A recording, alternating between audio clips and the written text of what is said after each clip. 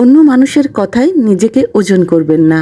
মানুষ আজ প্রশংসা করবে, কাল বদনাম করবে। তাই মানুষের চোখে নিজের বিবেকের কাছে বড় হন, আর এটাই বাস্তব।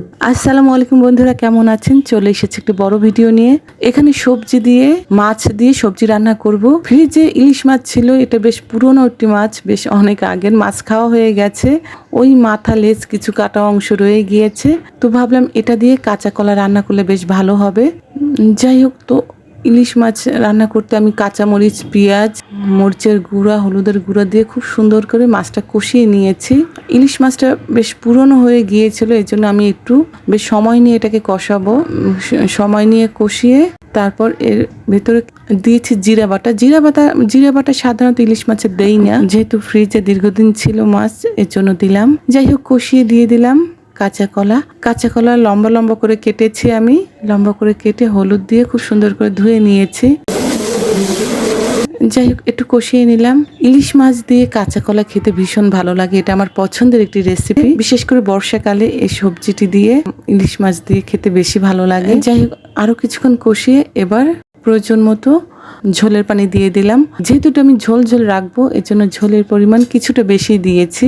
একটু নেড়ে চেড়ে ঢাকনা দিয়ে ঢেকে রেখে দেবো, সিদ্ধ হওয়ার জন্য অপেক্ষা করব।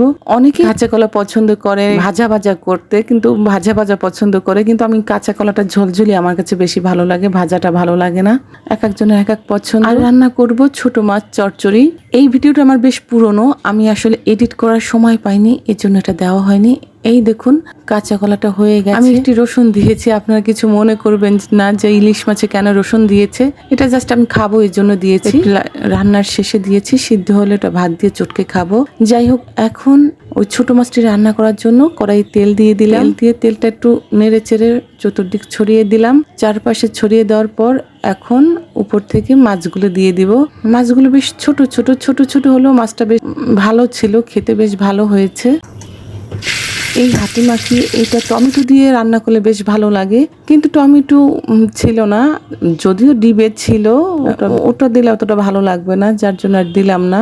একটু ঘুরিয়ে চারোদিকে যেন আগুনের তাপটা লাগে, এই জন্য বারবার ঘুরিয়ে দিয়েছি। যখন দেখবো যে এক সাইড হয়ে গেছে, তখন খুব সাবধানে এটাকে উল্টে নিলাম। যারা আমার রেগুলার ভিডিও দেখেন তারা হয়তো দেখেছেন, আমি এই ছোট মাছের ভিডিও দিয়ে বেশ কয়েকটি রিল তৈরি করেছিলাম, তাও বেশ কয়েকদিন আগে। আসলে বাচ্চাদের পরীক্ষা ছিল, যার জন্য সেরকম ভিডিও মেক করা হয়নি, আর নিজেও বিভিন্ন ব্যস্ততায় ছিলাম। ইদানিং খুব বেশি অ্যাক্টিভ থাকতে পারি না। ফেসবুকে সময় দিতে হলে পর্যাপ্ত সময় দিতে হয়, সেরকম সময় পাচ্ছি না, তাই দেওয়াও হচ্ছে না। দুটো রান্নাই হয়ে গেছে, কার কোনটা ভালো লেগেছে অবশ্যই কমেন্ট করে জানাবেন। আর আমার কিছু প্রিয় ফলোয়ার্স বন্ধুরা যারা আমার রান্না ভীষণ পছন্দ করে, তাদেরকে অনেক ধন্যবাদ আমার সাথে থাকার জন্য।